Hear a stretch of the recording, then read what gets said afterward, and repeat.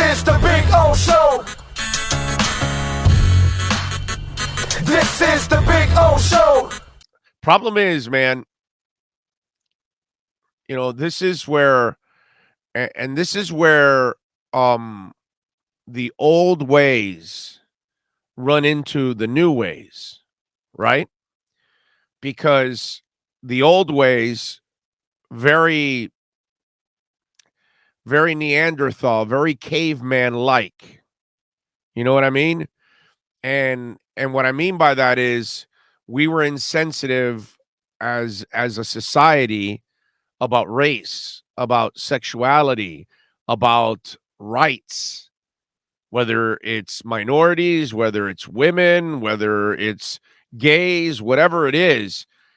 We had a different, I mean, you know, when they're taking down all these statues all over the place,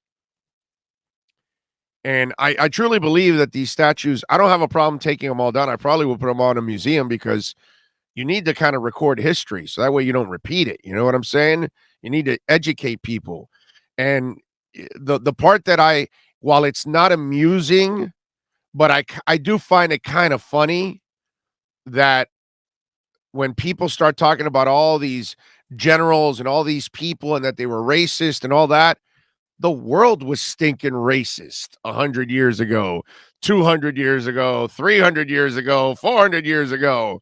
You know, that's the thing. That was like that was the way of life for them. You know, we came from the damn caveman. So obviously, you know what I'm saying? So we continue to distance ourselves from the caveman even in 2021. You know what I'm saying? However we treated people, however we treated our kids, like, you know, simple things like that. If we don't even have to go to racism, we don't even have to go to sexual assault, we don't even have to go to any of those extremes. Just the way we treated our kids.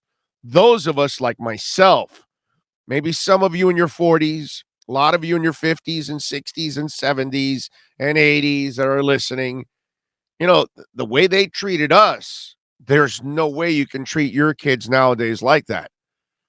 But then again, 40 years ago, we were closer to the caveman. You know, that's the twisted part. And it's kind of like we're separating ourselves from all the disgusting ways that we behaved, the irresponsible ways we behaved, the disrespectful ways that we behaved. And it was just, you know, it was a societal thing, man. You know, hundreds of years ago when, you know, in the days of the Roman Empire, you know, poor people were shit people.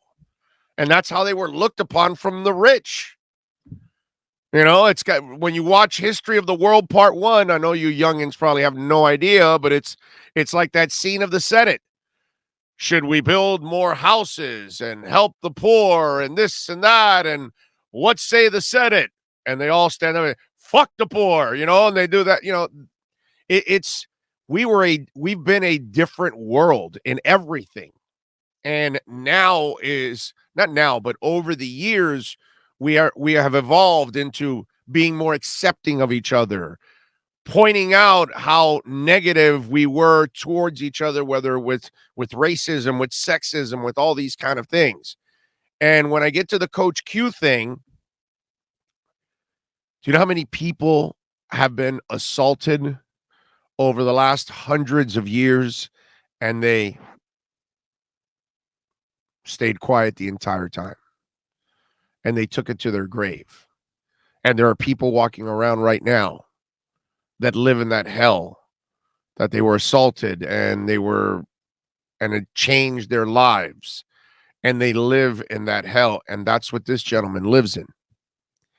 And back in the day, you just, you know, you brushed all these things aside. You casted them aside. You tried to hide them like the Catholic Church did for hundreds of years with their priests, you know, and many of them never, ever saw a jail. You know, and it was one of those things that, you know, for Penn State, football was more important than life.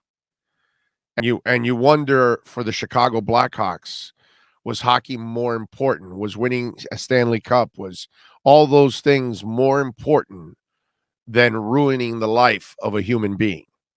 And all this is the thing that's happened to our society and our world, and the way we are evolving and realizing our past is so ugly in so many ways, in so many forms. And then these are the ugly moments that come up, and people were involved in these kind of moments, and now you see Coach Q being involved in these moments. It's a screwed up situation, man. But I know that being in my 50s, I've lived a lot of that kind of stuff. You know what I mean? And so we watched people get treated that way. We watched it be a normal thing, you know? And it's great to see now that people have the courage, whether it's the women in the Watson case, whether it's this gentleman now with the Chicago Blackhawks, you name it.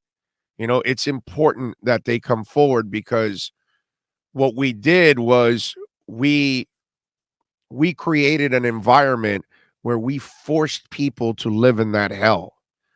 And you can't imagine, because most of us have never experienced it, but you're either raped or physically abused or whatever, and you have no one to tell, and you can't get justice, and that person walks away committing that damage, and you have to then live with the wreck, which is yourself, for the rest of your life, because you're in this hell and you get no relief.